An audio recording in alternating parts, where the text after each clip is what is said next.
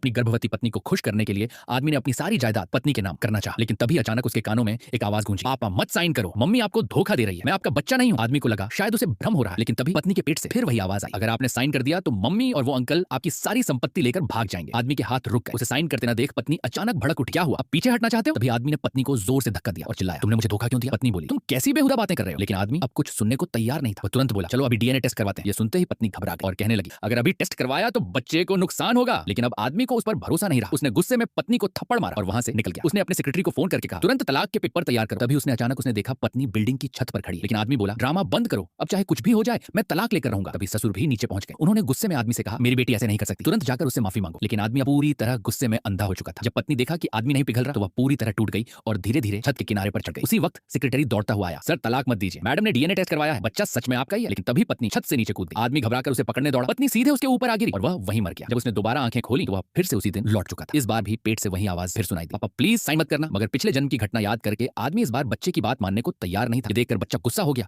और अचानक उसने अपनी ही नाल गले में लपेट ली। अगले ही पल पत्नी दर्द से चीख उठी। आदमी घबराकर तुरंत उसे डॉक्टर के पास ले गया। जांच के दौरान डॉक्टर भी हैरान रह गए। उन्होंने कहा, बच्चे ने खुद अपनी नाल गले में फंसाई और फिर खुद ही निकाल भी ली। आदमी यह सुनकर सन्न रह गया। तभी बच्चे की आवाज फिर आई, अगर अभी भी यकीन नहीं है तो बगल वाले कमरे में जाकर देख लो। सच जानने के लिए आदमी तुरंत बगल वाले कमरे में गया, लेकिन अंदर उसने अपने बचपन के दोस्त को देखा जो अपनी पत्नी के साथ चेकअप कराने आया था। दोस्त ने हंसकर कहा, अरे तुम भी भाभी को चेकअप कराने लाए हो? ये सुनते ही आदमी चौंक गया, क्योंकि पत्नी की प्रेगनेंसी की बात उसने किसी को नहीं बताई थी। उसने तुरंत दोस्त से सवाल किया, लेकिन जवाब देने से पहले ही दोस्त की पत्नी बोल पड़ी, मैंने बताया था कुछ दिन पहले अस्पताल में भाभी से मुलाकात हुई थी, वो हमेशा अकेले ही चेकअप कराने आती है, तुम कैसे पति हो? ये सुनकर आदमी ने राहत की सांस ली। उसे लगा उसने बेवजह दोस्त पर शक किया। वह वापस पत्नी के कमरे में लौट आया। वह बोला, चलो घर चलते हैं। लेकिन पत्नी ने कहा, आप जाइए, पापा भी आज अस्पताल में चेकअप कराने आ रहे हैं, मैं उनके साथ थोड़ी देर रुक जाऊंगी। तभी फिर बच्चे की आवाज आई, मम्मी झूठ बोल रही हैं, आपके जाते ही वो उस अंकल के साथ डेट पर जाएंगे, होटल भी बुक है, चंशान रोड नंबर 15। अब आदमी पूरी तरह उलझ गया। वो बेचैन होकर अस्पताल के बाहर आ गया। लेकिन तभी उसने अपनी आंखों से देखा पत्नी सचमुच उसके दोस्त की कार में बैठ रही थी। उसने तुरंत टैक्सी रोकी और ड्राइवर से कहा, चंशान रोड नंबर 15 चलो। जब वह वहां पहुंचा तो देखा वो एक कपल होटल था। उसके पैरों तले जमीन खिसक गई। वह तुरंत रिसेप्शन पर गया और पत्नी के कमरे का नंबर पूछा, लेकिन रिसेप्शनिस्ट ने प्राइवेसी का बहाना बनाकर मना कर दिया। गुस्से में आदमी सीधे ऊपर भागा। तभी बच्चे की आवाज फिर सुनाई दी, मम्मी उस आदमी के रूम नंबर 301 में। आदमी तुरंत रूम 301 के बाहर पहुंचा।